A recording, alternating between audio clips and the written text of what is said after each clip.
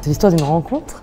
Mon frère me disait « Je vais te faire rencontrer Nicolas, Gilles, qui est le père de Nicolas. » Et Nicolas est venu à un de mes événements. Je lui ai fait à manger, on s'est échangé quelques mots et en rigolant, je lui disais « Bon ben, un jour je viendrai dans vos ateliers. » Et il me dit « Bon, il n'y a pas de problème. » Quelques mois après, il m'a recontacté pour me dire « J'aimerais te parler d'une éventuelle collaboration. » On a pris un café ensemble et on a su très vite que ça allait être un pâté en croûte. L'idée n'est pas venue en un claquement de doigts.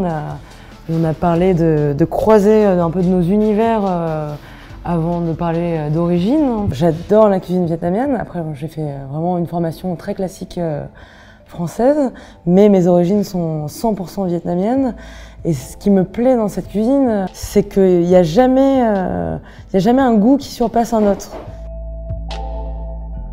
Mon premier souvenir du banh mi, c'est mon grand-père était couturier au Vietnam et il avait une rue et mon père avait ce souvenir au coin de la rue, un monsieur qui vendait les banh mi. Et en fait, quand on est retourné en voyage avec mes parents, ce monsieur était encore là. Et en fait, j'ai vraiment eu cette projection de mon père petit ou enfin tout ce truc familial qui vous traverse.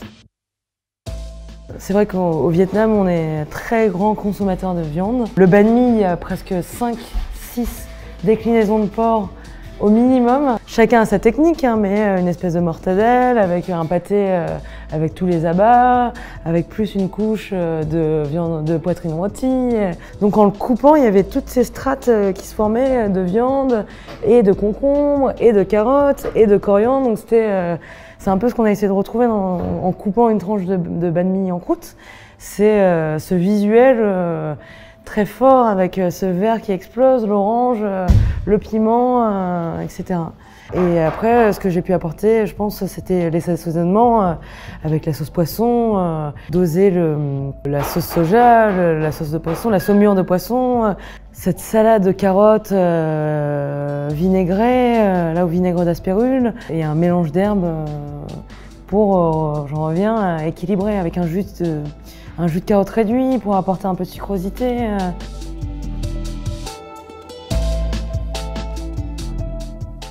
C'est pas tant un produit français ou un produit vietnamien, c'est vraiment un produit franco-vietnamien pour le coup.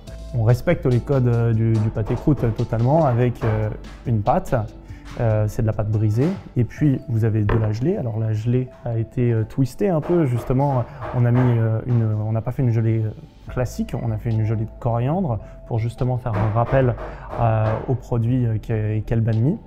Et puis à l'intérieur, on a cette farce et ces beaux morceaux de viande également. C'est là où va s'exprimer toute la culture et toute la cuisine vietnamienne de Céline. Du coup, là, je joue juste sur tout ce que je retrouve dans le sandwich vietnamien. En fait, chaque strate est vraiment une histoire d'un travail main dans la main, quoi. C'est exactement ça.